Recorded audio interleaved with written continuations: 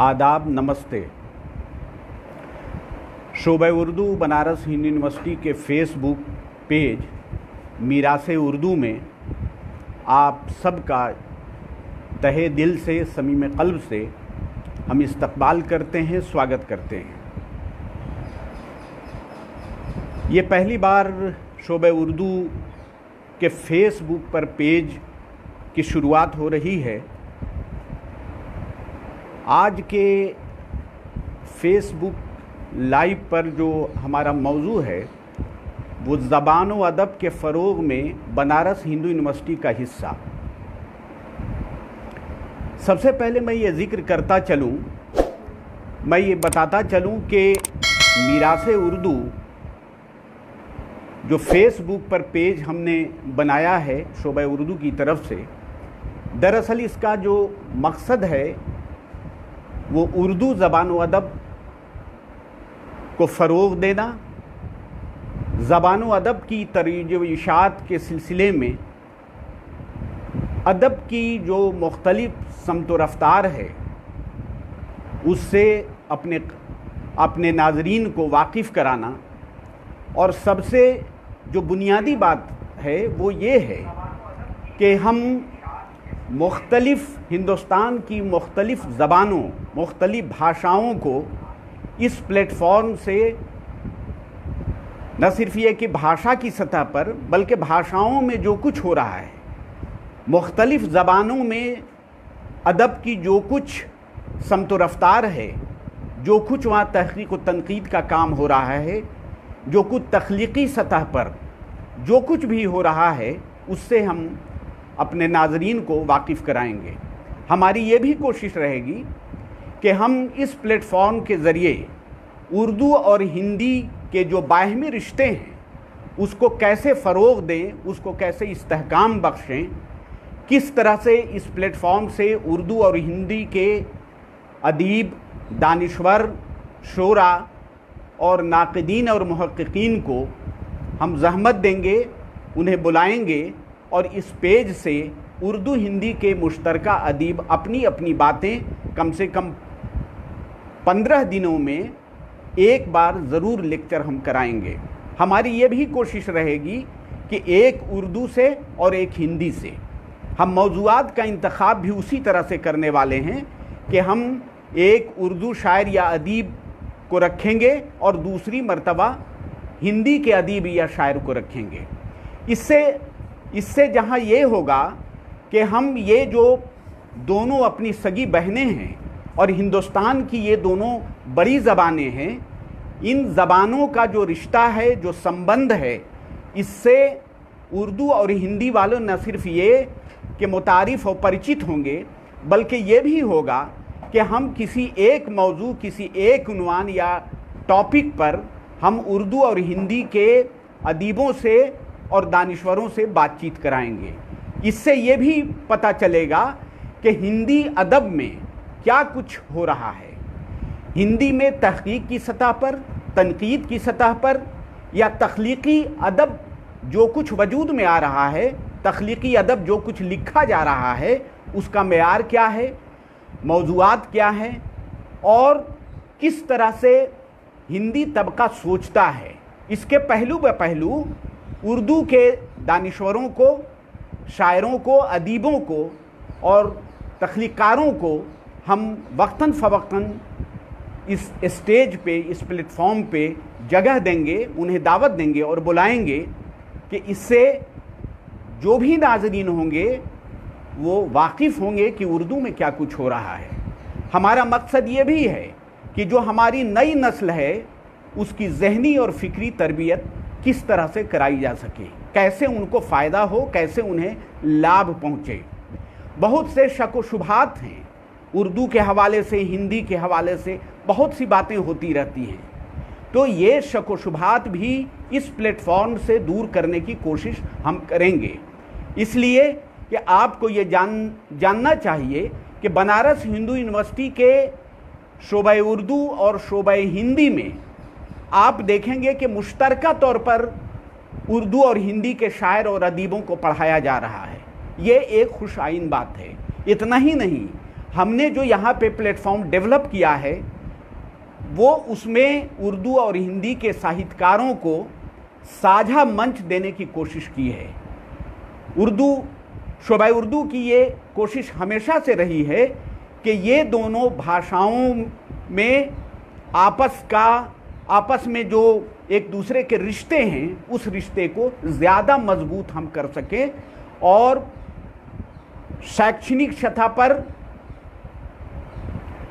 जो कुछ हम कर सकते हैं बेहतरी, एक ऐसा माहौल बना सकते हैं, एक ऐसा माहौल डेवलप कर सकते हैं जिसमें मौज़ूआत की सतह पर, विषय की सतह पर हम एक दूसरे के सामने अपनी बातों को साझा भी करें। इसके अलावा हम अपने रिसर्च स्कॉलर को इस पे बुलाएंगे, चाहे वो हिंदी का रिसर्च स्कॉलर हो या उर्दू का।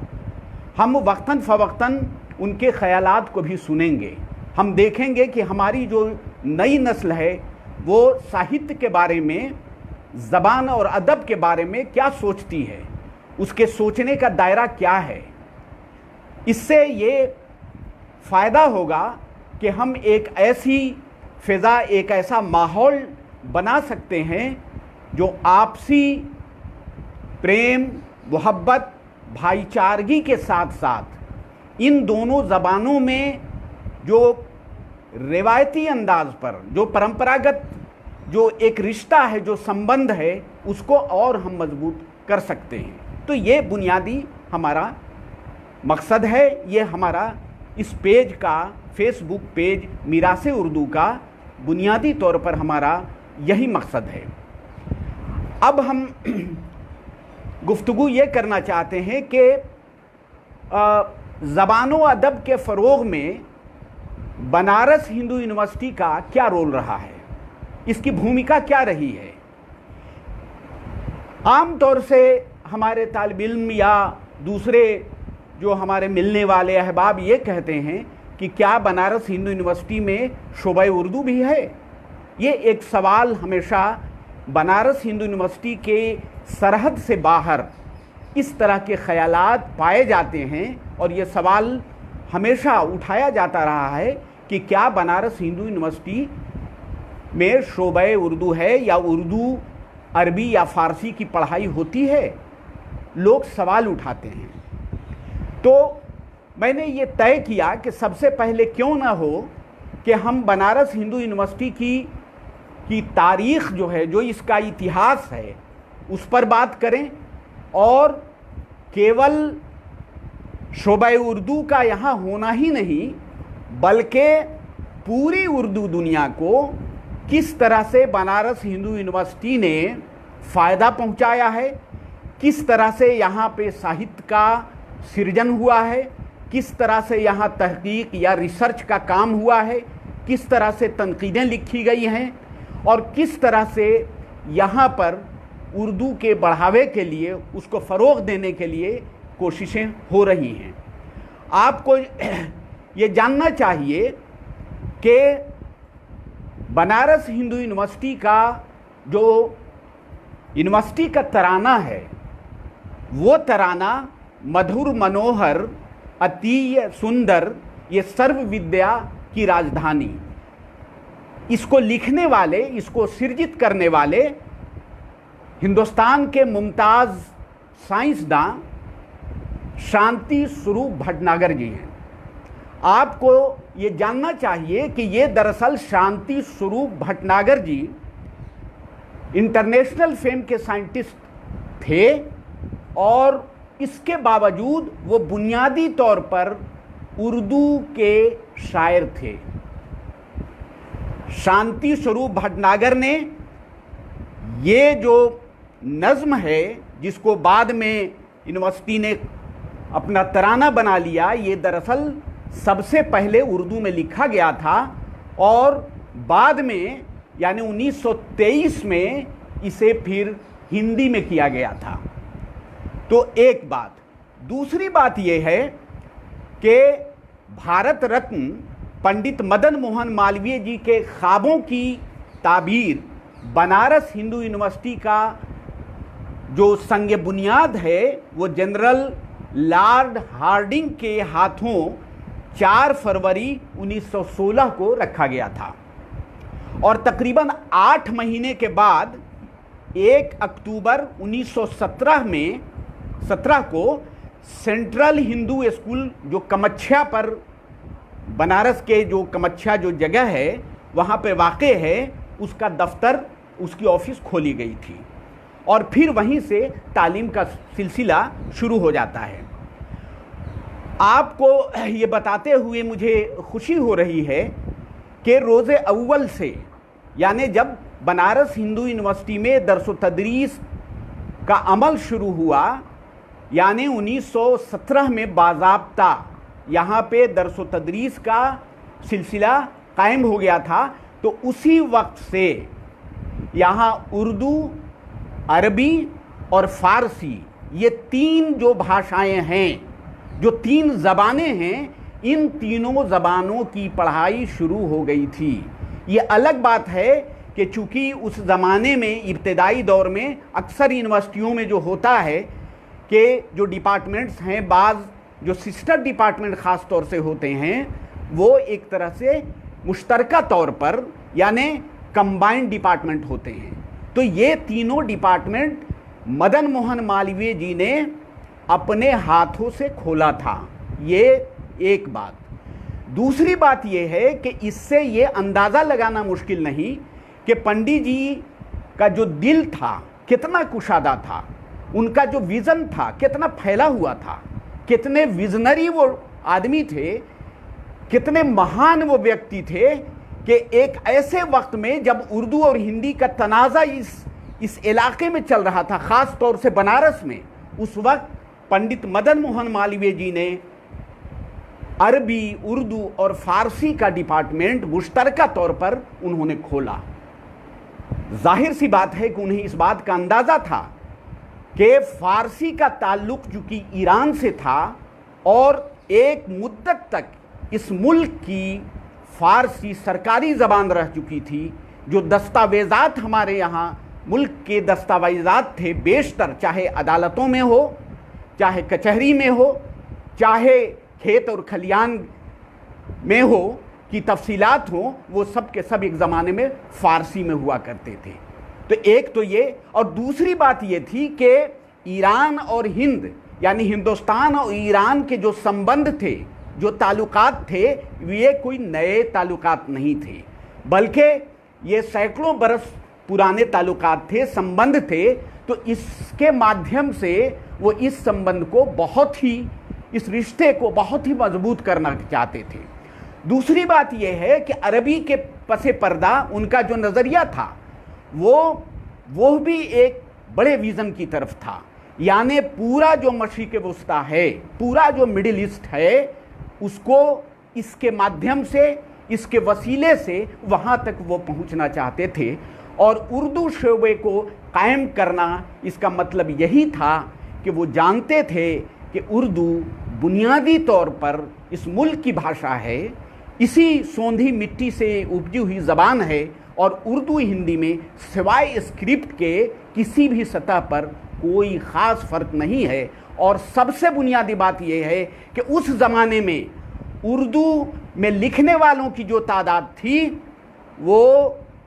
मुसलमान के साथ साथ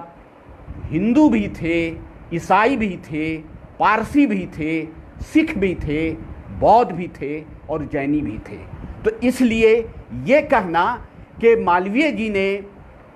हिंदुस्तान की पूरी जो मुश्तरका तहज़ीब है, जो कंपोजिट कल्चर है, उस कल्चर को बढ़ावा देने के लिए इन ज़बानों की न सिर्फ ये कि आबियारी की, इसे बढ़ाने की कोशिश की, बल्कि अपने एक दोस्त जो अरबी फ़ारसी के बड़े आलिम थे, उर्दू के मुमताज़ उस ज़माने के शायर थे, मिर्ज़ा मोहम्मद हसन फ़ायज़ बनारसी को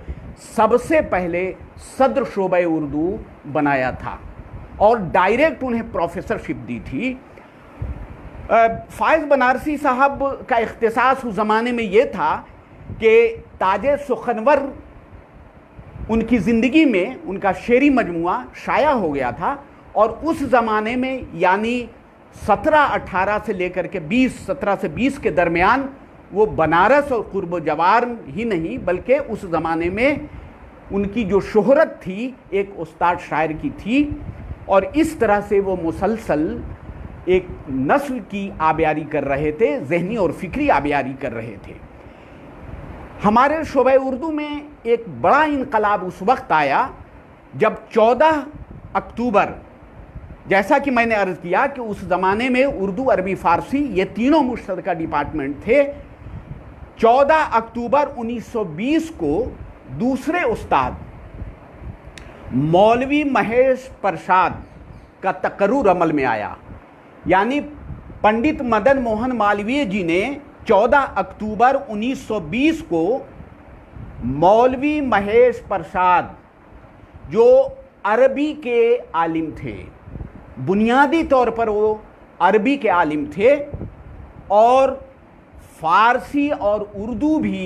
पर भी उन्हें दस्तरस हासिल थी। यही वजह है कि उन्हें इस मुश्तरका डिपार्टमेंट में तकर्रुर, उनकी तकर्रुरी अमल में आई। मौलवी साहब, अब जाहिर सी बात है कि आपको सुन करके अजीब सा लग रहा होगा कि भाई महेश प्रसाद और मौलवी दरअसल डिग्री उनके पास थी, और इस तरह से मौलवी साहब की जो तालीम हुई थी वो आगरे में हुई थी और फिर बाद में लाहौर में उनकी तालीम हुई थी। वो ख़ास तौर से उनको लाहौर में भेजा गया था अरबी पढ़ने के लिए, मज़ीद तालीम के लिए मालवीय जी ने भेजा भी था। और इस तरह से मौलवी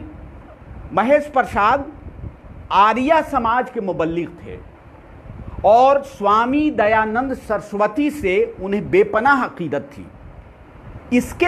इसके अलावा उनके जहन में जो कुशादगी थी, जो जहन में तनव्वो था, जो दिल में कुशादगी थी, वो इस बात की अलामत थी कि उन्होंने हिंदुस्तान में रहने वाले मुख्तलिफ इलाके, मुख्तलिफ मज़ाहिब के बारे में वक्तन फ़वक्तन हिंदी में वो लेख लिखते रहे। ख़ुद मौलवी साहब ने मुख्तलिफ मज़ाहिब की कदरों के अलावा इस्लामी त्यौहार और उत्सव करके उन्होंने लेख लिखा था, जिसमें जो इस्लामी त्यौहार हैं या मुसलमानों के जो त्यौहार हैं, जो उसकी तहज़ीब, मुसलमानों की जो तहज़ीब है उसके हवाले से मुस्तकिल लिखते थे। वो आम तौर से हिंदी में लिखते थे और इस तरह से 1921 के आसपास में उनकी दो किताबें मंजर आम पर आई थी, और वो था कि अरबी का काव्य दर्शन और सुलेमान सौदागर का सफ़रनामा। यानी 20 में उनका अपॉइंटमेंट होता है और 1921 में उनकी दो किताबें आती हैं, अरबी का काव्य दर्शन और सुलेमान सौदागर का सफ़रनामा। ये दो किताबें उनकी छपती हैं। और फिर मौलवी महेश प्रसाद 1929 में वो ईरान का सफ़र करते हैं और लौटने के बाद हिंदी में एक सफ़रनामा यानी यात्रा वृतांत वो लिखते हैं, मेरी ईरान यात्रा। अब वो उर्दू में भी दस्तयाब है। मौलवी महेश, आपको ये जानकर खुशी होगी कि मौलवी महेश प्रसाद जब यहाँ पढ़ाने लगे तो उस ज़माने में उन्हें ये एहसास हुआ कि जो गालिब के ख़ुतूत हैं वो ख़ुतूत इस तरह से नहीं है कि बच्चों को पूरी तरह से वाक़फ़ियत फ़राहम की जाए। यानी जो ख़ुतूत हैं वो आधे अधूरे हैं, या जो ख़ुतूत हैं वो इस तरह से हैं कि उसमें बहुत सी गलतियाँ, बहुत सी त्रुटियाँ उसमें राह पा गई हैं। यही वजह है कि मौलवी महेश प्रसाद ने 1924 में गालिब के ख़ुतूत की तरतीब का काम शुरू किया। यानी गालिब की जो लेटर राइटिंग थी उसको वो इकट्ठा करने का काम शुरू किया। अब एक सवाल यहाँ ये है कि क्या मौलवी महेश प्रसाद से पहले किसी ने भी, आप जानते हैं गालिब को, कि गालिब सिर्फ बड़े शायर ही नहीं हैं, बल्कि उनकी जो लेटर राइटिंग है, जो उनके खुतूत हैं, जो पत्र उन्होंने लिखे हैं मुख्तलिफ लोगों को, उन्होंने जो पत्र लिखे हैं, वो पत्र दरअसल भारतीय इतिहास के दस्तावेज हैं। 1857 का जो वाक़या है, जिसको अंग्रेज़ों ने गदर का नाम दिया था, दरअसल वो इनकलाब था। और जिस तरह से जुल्म और ज़्यादतियाँ हुई थी, दिल्ली में जिस तरह से लाशें बिछाई गई थी, और जिस तरह से अंग्रेज़ों ने भारतीयों पर, हिंदुस्तानियों पर कहर ढाया था कि दिल्ली से लेकर मेरठ तक कहा जाता है कि जगह जगह लाशें टंगी हुई थी, जगह जगह खून की नदियां बह रही थी। उन सब का दिलदोज़ अंदाज में गालिब ने जिस तरह से चित्रण किया है, जिस तरह से नक्शा खींचा है, वो हमारी तारीख़ का एक अहम बाब है। तो मौलवी महेश प्रसाद से पहले इसको नोट कर लीजिए कि ये बनारस हिंदू यूनिवर्सिटी है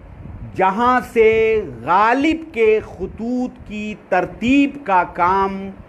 शुरू करने की बुनियाद डाली गई। आज दिल्ली और दूसरे जगह के लोग, हमारे अदीबों ने, मुहक्किकीन ने काम किया, लेकिन सच्ची बात यह है कि उर्दू अदब में, पूरी उर्दू अदब की दुनिया में, ये बनारस हिंदू यूनिवर्सिटी का शोबा उर्दू ही है जहाँ पर मौलवी महेश प्रसाद ने खुतूत गालिब को न सिर्फ फाइंड आउट करने का काम किया, बल्कि उसके तरतीब का, उसके संकलन का भी काम किया। आपको अच्छी तरह याद है कि इनसे पहले खुद गालिब की ज़िंदगी में आप देखिए, उदय हिंदी छप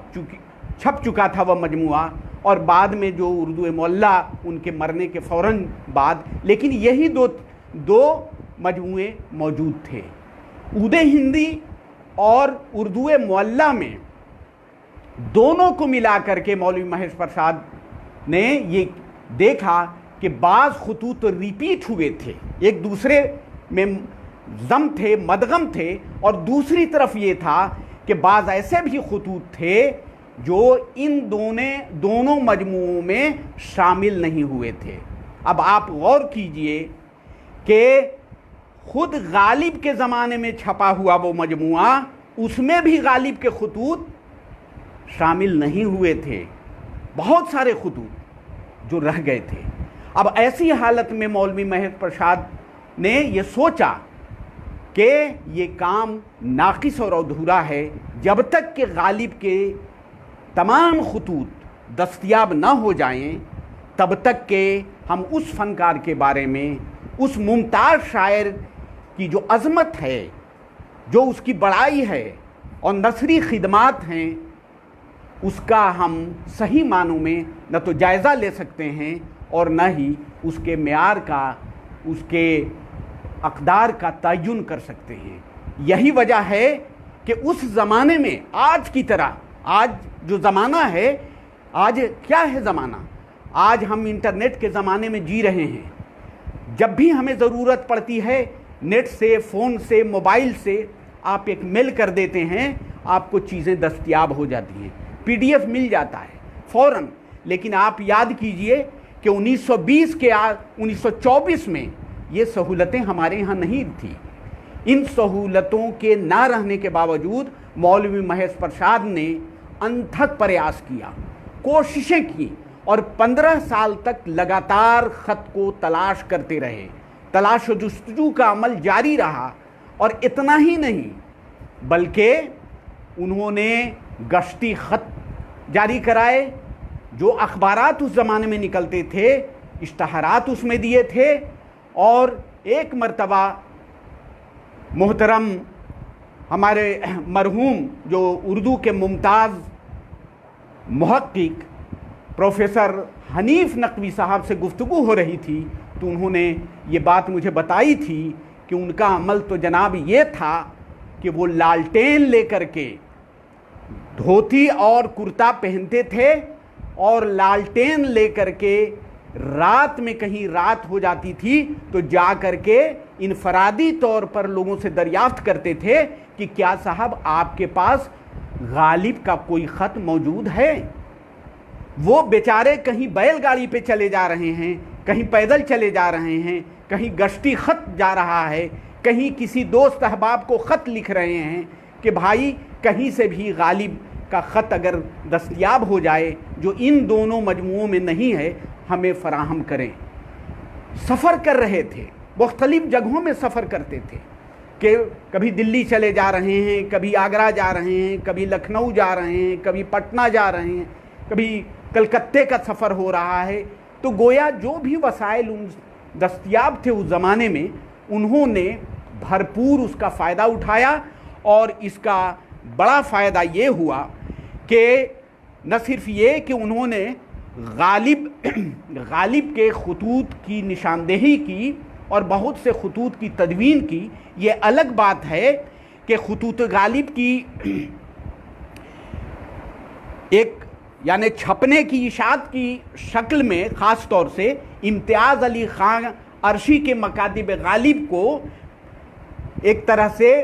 फ़ौक़ियत हासिल है, लेकिन बुनियाद गुजार अगर कहेंगे यानी ख़ुतूत गालिब की तदवीन की पेशरफ्त और उसकी तलाश व जुस्तजू की जो पेशरफ्त या बुनियाद गुजार अगर कोई शख्स है तो वो मौलवी महेश प्रसाद हैं। मौलवी महेश प्रसाद ने जो कोशिशें की वो दरअसल तहक़ीक़ के मेयार पर वो सारी चीज़ें खरी उतरती हैं। यानी सिर्फ ऐसा नहीं है कि उन्होंने ख़तों को सिर्फ इकट्ठा कर लिया, यकजा कर लिया, नहीं, बल्कि उन ख़तों की तदवीन की, यानी तदवीन मतन के यानी टेक्स्ट जिसको आप कहते हैं कि उसके टेक्स्ट को दुरुस्त किया। और तदवीन मतन आप अच्छी तरह जानते हैं कि मनशाए मुसन्निफ़ के मुताबिक किसी भी मतन को ढालने का अमल तदवीन मतन कहलाता है। यानी गालिब ने असल में ख़त में क्या लिखा था, असल में वो बताना कि असल ये ख़त था। इसलिए कि बाज़ ऐसे भी ख़त थे जो गालिब की का जो इमला था उसे खुर्द बुर्द कर दिया गया था, उसमें दूसरी चीज़ों को मिला दिया गया था। तो इसीलिए गालिब के उन्होंने तर्जुमे बाज़ देखे, रस्मुल ख़त पे तवज्जो दिया, इमला पर तवज्जो दिया और ख़ुतूत की तरतीब पर तवज्जो दी, सने इशात बताया कि ये ख़त कब शाया हुए थे। बाज़ ऐसे भी गालिब के ख़त थे उस ज़माने में कि हिजरी दिया हुआ है, ईस्वी नहीं दिया हुआ है। मौलवी महेश प्रसाद ने तवज्जो दी। इसी तरह से हिजरी और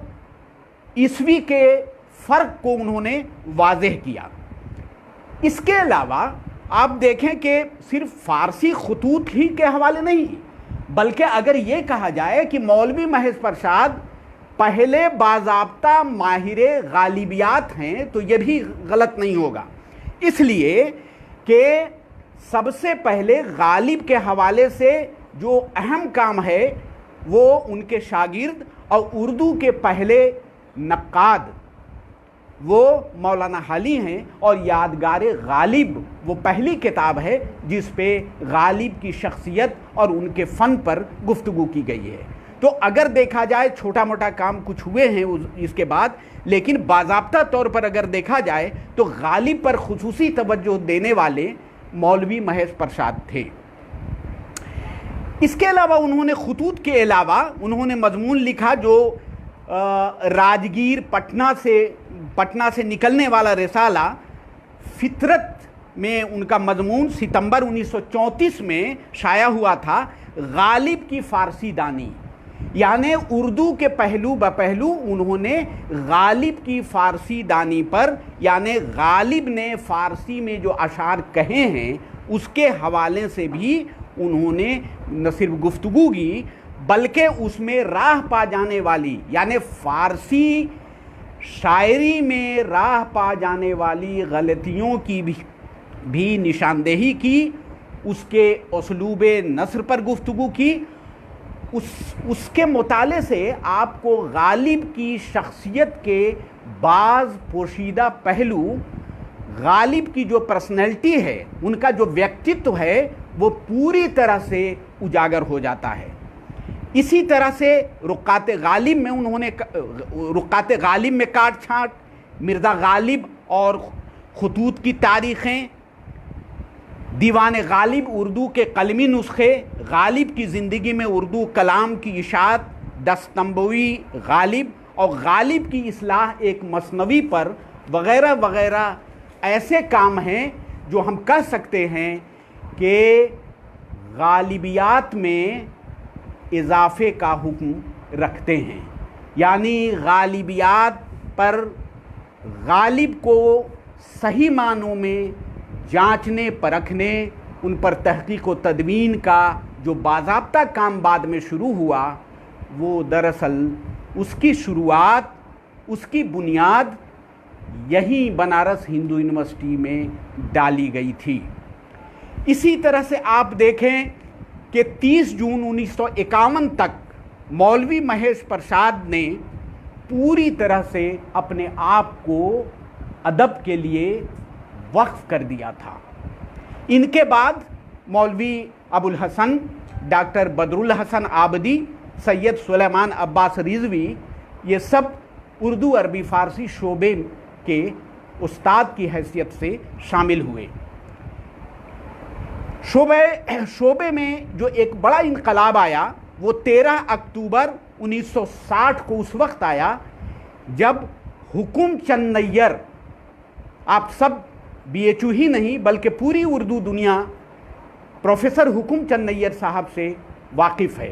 प्रोफेसर हुकुम चंद नैयर बहैसियत लेक्चरर उन्होंने 1960 में ज्वाइन किया था और इसके बाद 1964 में अमृत लाल इशरत का अपॉइंटमेंट हुआ था।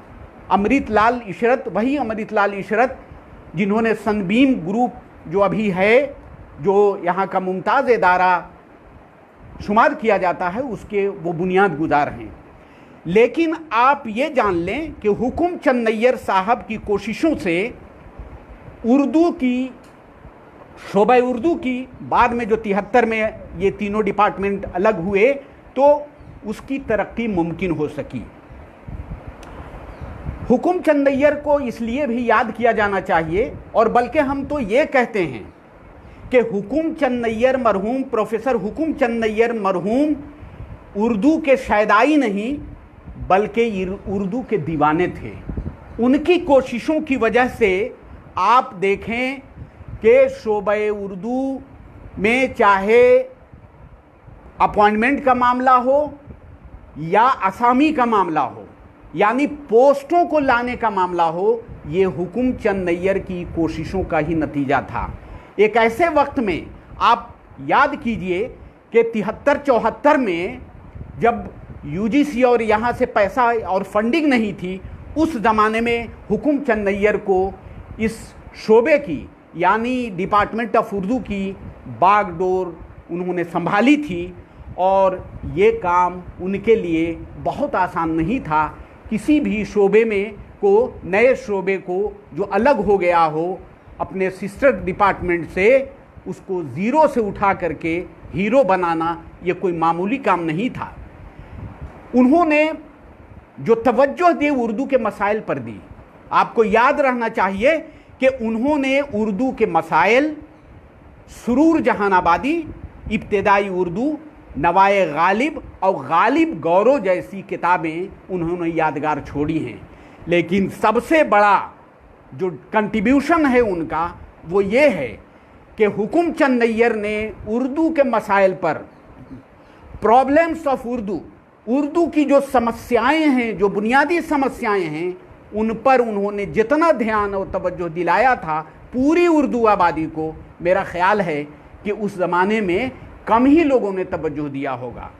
आप ये समझ लें, ये दिलचस्प बात है कि प्रोफेसर राकेश मिश्रा जी ने मुझे बताया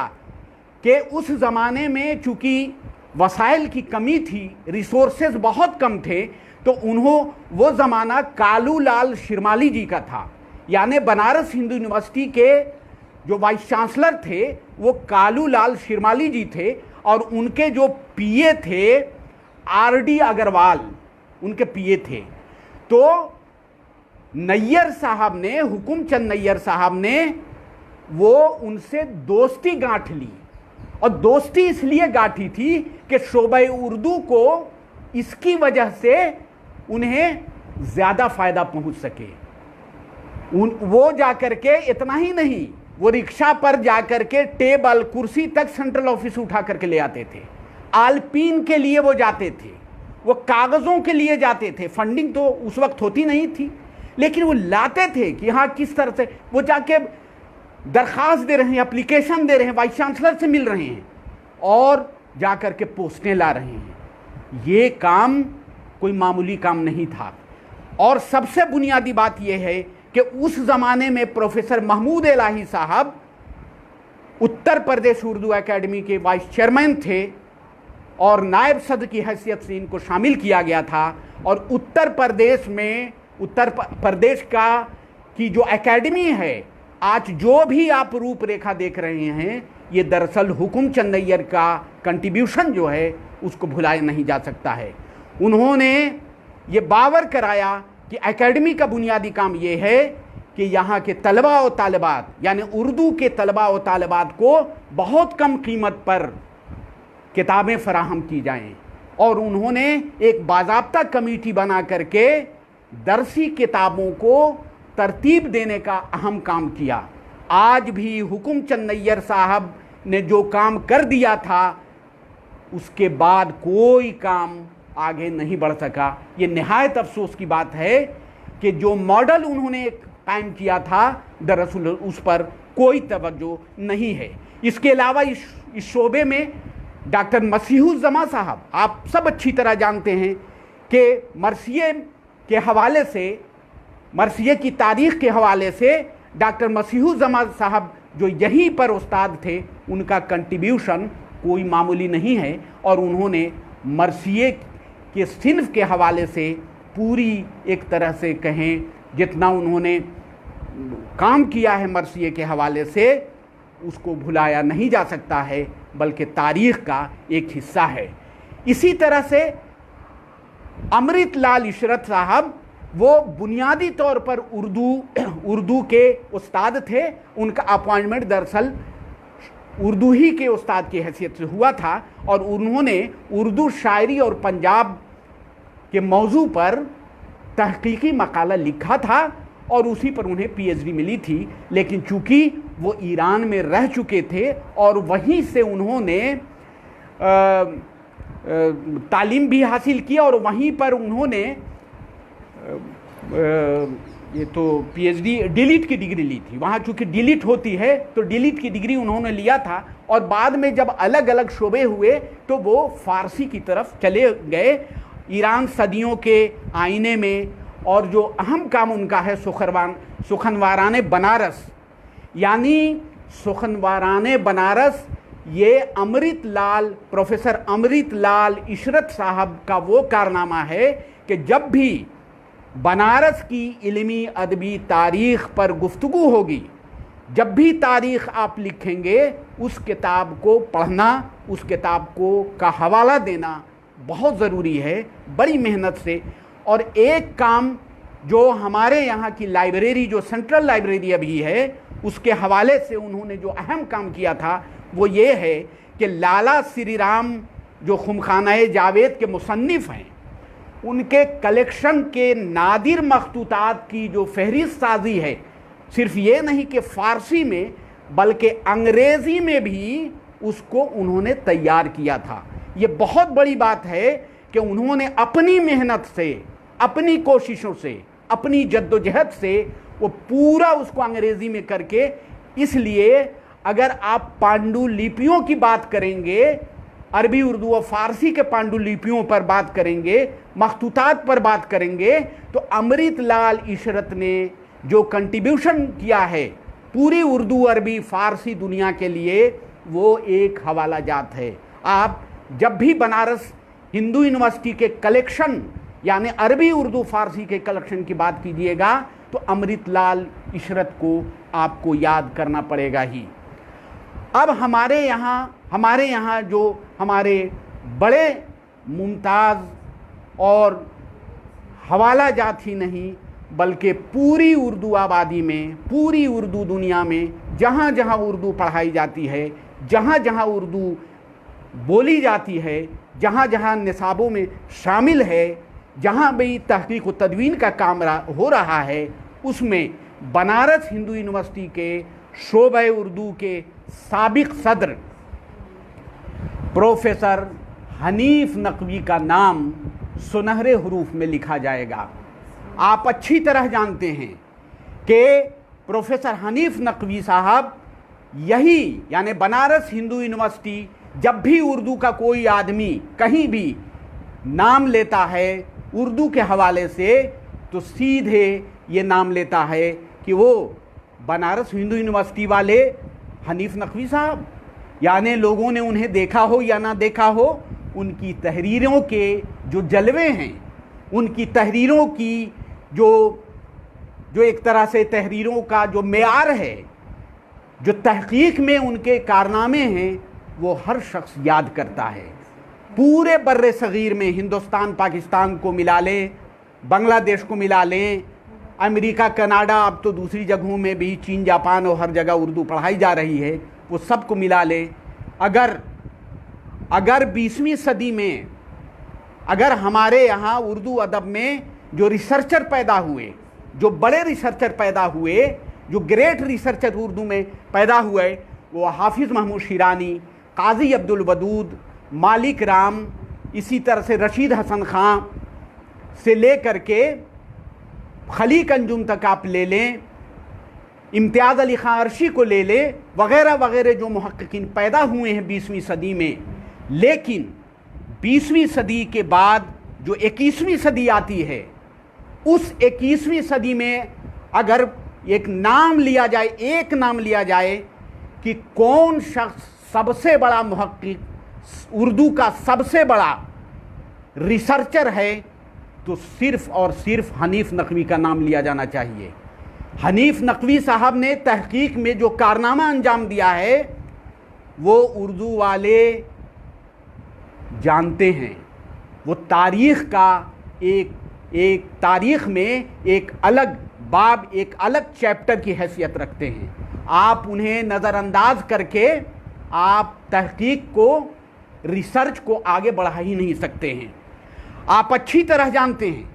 कि उन्होंने शोराए उर्दू के तज़किरे से अपनी ज़िंदगी शुरू की थी, यानी पीएचडी का मकाला लिखा था भोपाल में, लेकिन उसके बाद से उसी पहले पीएचडी के मकाले से उन्होंने जो जस्त लगाई, आज भी शोराए उर्दू के तज़किरे के हवाले से उर्दू में इसके आगे कोई काम नहीं हुआ है।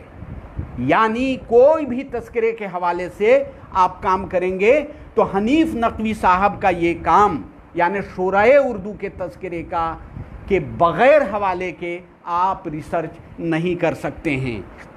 इसके अलावा वो बुनियादी तौर पर मुहक्किक थे, रिसर्चर थे। वो रात दिन लगे रहते थे और उन्होंने जिस एहतियात पसंदी से, जिस मेहनत से, जिस लगन से, जिस जाफशानी से चीज़ों की दरियाफ्त की है, बहुत सारी ऐसी चीज़ें हैं जिन्होंने उर्दू में नई चीज़ें दरियाफ्त करके दी हैं। बहुत ऐसे मुगालते थे, बहुत ऐसी गलतियां थीं, बहुत ऐसी त्रुटियां थीं जो उर्दू में राह पा गई थी। लेकिन हनीफ नकवी साहब ने अपनी कोशिशों से, अपनी जद्दोजहद से उन त्रुटियों को न सिर्फ दूर किया बल्कि ये भी बताया कि हमें तहकीक कैसे करना चाहिए, हमें तहकीक के लिए हमें रिसर्च कैसे करनी चाहिए, हमें कोशिशें किस तरह से करनी चाहिए। इसके अलावा तलाश व तारुफ, रज्जब अली बेग सुरूर का इंतखाब कलाम, गालिब अहवाल व आसार, रज्जब अली बेग सुरूर चंद तहकीकी मबाहिस, मासिर गालिब, तस्हीह व तरतीब जदीद, आप पंच आहंग, कदीम नुस्खा, दीवान नासिख, नुस्ख़े बनारस, ये सब उनके कारनामे हैं। राय बेनी, नारायण देहलवी, सवाने और अदबी खिदमात, मीर व मसहफ़ी, गालिब की फ़ारसी मकतूब निगारी, तहक़ीक़ व तदवीन, मसाइल और मबाहिस, तज़किरे शोराए सहसवान, हयातुल उलमा और आखिरी किताब जहान गालिब है। आप अंदाज़ा लगाइए कि दर्जनों किताब के यानी तहक़ीक़ी किताब, दर्जनों तहक़ीक़ी किताब इनके कलम से निकली हैं। और ये सब कोई भी मज़मून उनका पढ़ करके देख लीजिए, आप एक इल्म से सैराब हो जाएंगे। आपको मालूमात का ख़जाना मालूम होगा। कोई एक मज़मून उनका पढ़ करके देख लीजिए, आपको अंदाज़ा होगा कि तहक़ीक़ कैसे की जाती है और सच्चाइयों की जो तलाश है, जो हक़ और सदाकत की तलाश है, वो किस तरह से की जानी चाहिए। आप इसी तरह से उनके सैकड़ों मज़ामीन बिखरे पड़े हैं। अब इधर मज़ामीन इकट्ठे किए जा रहे हैं। उम्मीद कवी है कि इस पर खुसूसी तवज्जो दी जाएगी। इससे न सिर्फ ये कि हम हनीफ नकवी साहब के जो खिदमात हैं, अदब के सिलसिले में जो खिदमात उनकी है, इसको हम इकट्ठा कर सकते हैं, इसको महफूज कर सकते हैं, बल्कि इसके ज़रिए हम उर्दू अदब के दामन में मज़ीद कुशादगी उसको अता कर सकते हैं। हनीफ नकवी साहब ने उर्दू के पहलू फ़ारसी में भी काम किया। जैसा कि मैंने अर्ज़ किया कि गालिब की फ़ारसी मकतूब निगारी पर भी उनका काम हवाला जाती है। और हम सब अच्छी तरह जानते हैं कि जहाँ पर हनीफ नकवी साहब मरहूम जिस इल्मी और अदबी महफ़िल में होते थे, जिस सेमिनार में होते थे, हैरत अंगेज़ तौर पर लोगों की न सिर्फ ये कि लोग मरऊब होते थे, बल्कि ये सोचते थे लोग कि नकवी साहब के सामने हम जो पेपर पढ़ रहे हैं, हम जो गुफ्तगू कर रहे हैं, कहीं ऐसा ना हो कि लर्जिश हो जाए और फिर नकवी साहब हमारी गिरफ्त कर लें। तो ऐसा मुहक्किक, ऐसा नक्काद बहुत कम पैदा हुआ है। बहुत कम ऐसे असातिज़ा पैदा हुए हैं जिनके दिलों में उर्दू की खिदमत का जज्बा बदरजायत मौजूद था। और उन्होंने हमेशा ईमानदारी, हक गोई और बेबाकी से काम किया था। और इसीलिए हम ये कहने में हक बजानिब हैं कि हनीफ नकवी साहब दरअसल काजी अब्दुल वदूद की रिवायत के अमीन और पासदार थे। तो इस एतबार से हम कहें कि हनीफ नकवी साहब का काम उर्दू अदब के लिए कीमती असासे का हुक्म रखता है। इसी तरह से हमारे यहाँ और दूसरे जो काम हुए, मसलन प्रोफेसर ज़फ़र अहमद सिद्दीकी साहब जो अभी अलीगढ़ मुस्लिम यूनिवर्सिटी के अभी चेयरमैन हैं, सदर शोबा हैं वहाँ के, आपको मालूम होना चाहिए कि बुनियादी तौर पर उनकी ज़हनी और फ़िक्री जो तरबियत हुई है, दरअसल सैयद हनीफ अहमद नकवी साहब ही के ज़रिए असर हुई है। ख़ुद यहाँ के वो प्रोडक्ट हैं और यहाँ पे वो ख़ुद उस्ताद थे, अरसा दराज तक उस्ताद रहे और यहीं से वो रीडर बन करके शोबा उर्दू अलीगढ़ गए थे। तो जाहिर सी बात है कि मैं तो अक्सर कहा करता हूँ कि प्रोफेसर ज़फ़र अहमद सिद्दीकी साहब दरअसल शोबा उर्दू बनारस हिंदू यूनिवर्सिटी के एक्सटेंशन उसको मैं मानता हूँ कि उसकी तौसी मैं मानता हूँ कि वो जहाँ भी रहेंगे, जहाँ भी जाएंगे, उनकी अपनी इनफरादियत है। और तहक़ीक़ के मैदान में वो कहने की ज़रूरत नहीं है कि मौजूदा दौर में बर्र सग़ीर में जो चंद यानी कि आलिम हमारे यहाँ हैं, उसमें ज़फ़र अहमद सिद्दीकी साहब का नाम कोई ढका छुपा नहीं है। बहुत ही इज़्ज़त व एहतराम के साथ उनका नाम लिया जाता है। इसी तरह से प्रोफेसर नसीम अहमद साहब ने जो काम किया है, गज़लियात सौदा की जो उन्होंने को जो तरतीब दिया है, वो आपको जानना चाहिए कि वो दरअसल प्रोफेसर हनीफ अहमद नकवी साहब के ज़ेर निगरानी वो PhD का मकाला है। और ये भी जानना चाहिए कि उसमें जिस तरह से उन्होंने मेहनत की, जिस तरह से उन्होंने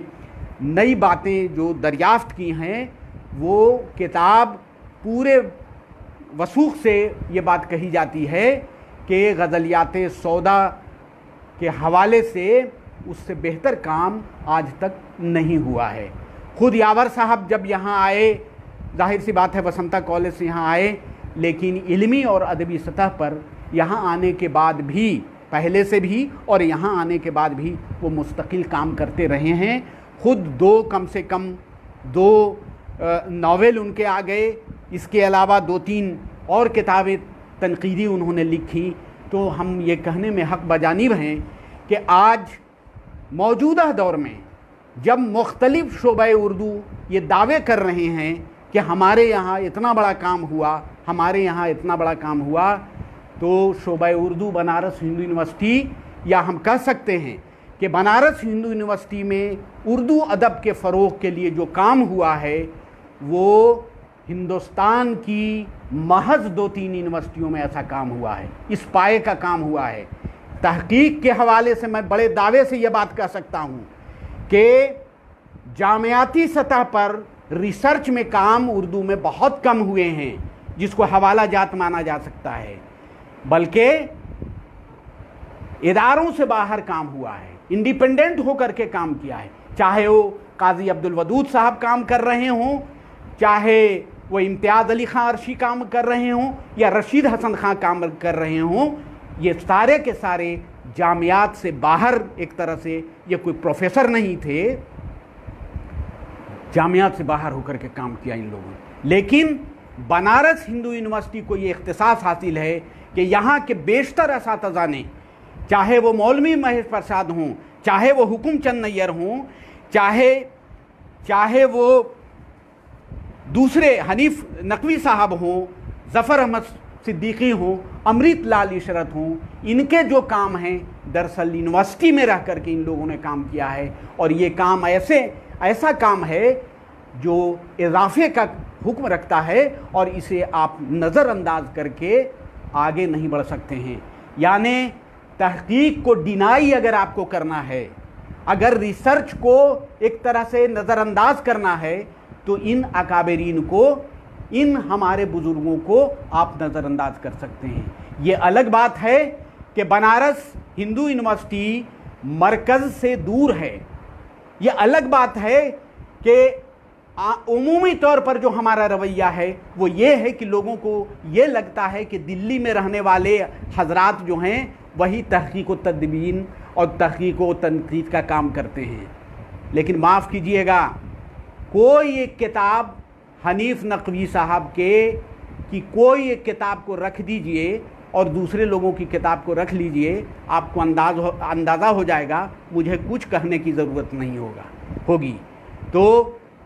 ठीक ही कहा गया है कि मुश्त आँस के खुद बबोयद न कि तार बगोयद। तो मैंने इसलिए इस मौजू को चुना था कि उमूमी तौर पर पूरी उर्दू दुनिया में ये लगता है कि शोबा उर्दू बनारस हिंदू यूनिवर्सिटी में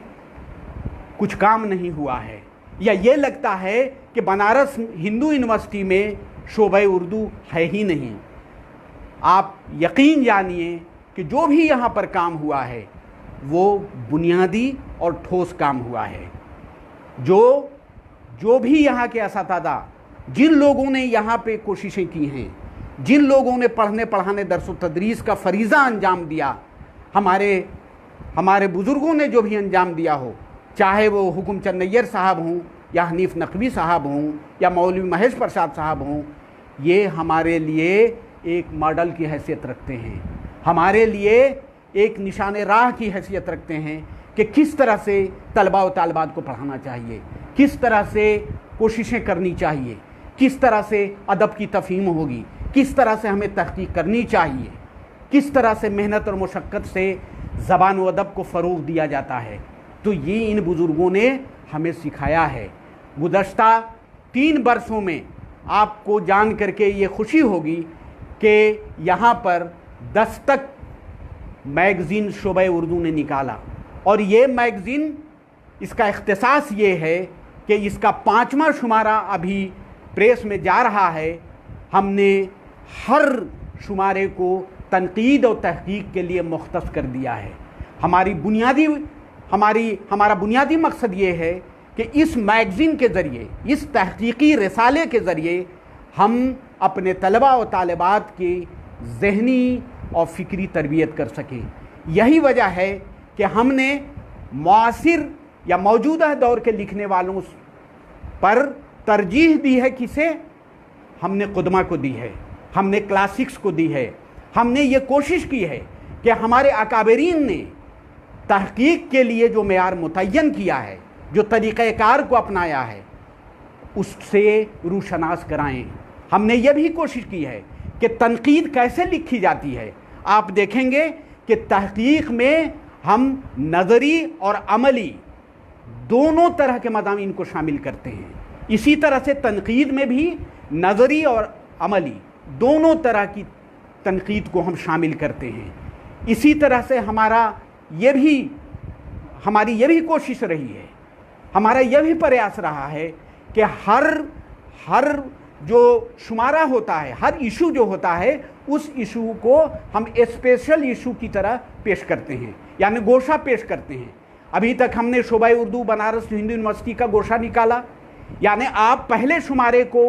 3 साल पहले जो शुमारा निकला था, एक मरतबा आप उसका मुताला कर लेंगे तो बनारस हिंदू यूनिवर्सिटी के शोबा उर्दू की पूरी तारीख से आपको वाक़फ़ियत हो जाएगी। दूसरा शुमारा जो था उर्दू के मुमताज़ तरीन मुहक्किक काजी अब्दुल वदूद पर निकाला हमने। आप उसके मैटर को देखिए, उसमें जो मवाद हमने इकट्ठा किया है काजी साहब पर, उसको पढ़ने से ताल्लुक़ रखता है। अंदाज़ा होगा कि काजी साहब की जो शख्सियत है और जो कारनामे उन्होंने अंजाम दिए हैं, उसके हवाले से अब्दुर्रहमान बिजनौरी साहब पर, अब्दुर्रहमान बिजनौरी को सिर्फ हम महासिने कलाम गालिब के हवाले से जानते हैं। बिजनौरी पर बहुत कम काम हुआ है, लेकिन हमने तकरीबन 150 सफ़े का गोशा निकाला अब्दुर्रहमान बिजनौरी पर। आप मुताला करेंगे तो अंदाज़ा होगा। अभी जो प्रेस में हमारा रिसाला जा रहा है, उसमें आपको जान करके खुशी होगी कि अभी हम मेहदी अफादी पर निकालने जा रहे हैं। इसमें तकरीबन 150 सफ़े का ये गोशा होगा, और वो मेहदी अफादी जिसके बारे में हमारी नस्ल तकरीबन नहीं जानती है। मेहदी अफादी पर इक्का दुक्का काम हुए हैं, बिखरे हुए इधर उधर से मज़ामीन आपको मिल जाएंगे। हमने बड़ी कोशिशें की थी कि मज़ामीन जमा हों, लोग नए मज़ामीन भी लिखें, लेकिन अफसोस कि पिछले 6 महीने से लगातार कोशिशों के बावजूद 1-2 शख्स के अलावा आज जो लोग दावे करते हैं कि हम बहुत लिखाड़ हैं, बहुत लिखने वाले हैं, हमारे अंदर ये सलाहियत है, हम ये करते हैं, हम मुमताज़ मुहक्किक हैं, नक़ाद हैं, बैनुल अक़वामी हैं, कोई लिख करके दिखावे, कोई लिख करके दिखाए, तो ये अजीब सूरत हाल है। लेकिन हमने कोशिशों से ये कोशिश की है, हमने तलाश जुस्तजू से अपने बुज़ुर्गों के मज़ामीन को इकट्ठे किए हैं कि ये मॉडल होता है। दरअसल हमें सीखने की ज़रूरत है कि नस्र कैसे लिखी जाती है। हमें सीखने की ज़रूरत है कि अदब और गैर अदब में क्या फ़र्क होता है,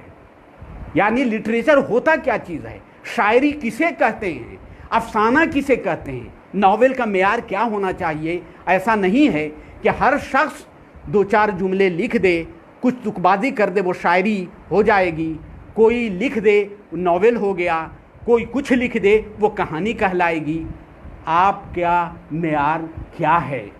आप कोई भी तहरीर को तनकीद क्यों कह देते हैं? कोई भी तहरीर तहकीक के ज़ुमरे में कैसे आएगी, जबकि हमारी तहकीक का बेशतर 99% जो हमारे यहाँ तहकीक हो रही है एकेडमिक सतह पर, ख़ास तौर से जो शोबाजात में जो हमारे यहाँ रिसर्च हो रहे हैं, वो तहकीक नहीं है, बल्कि वो एक तरह से तनकीदी मकाले लिखे जा रहे हैं।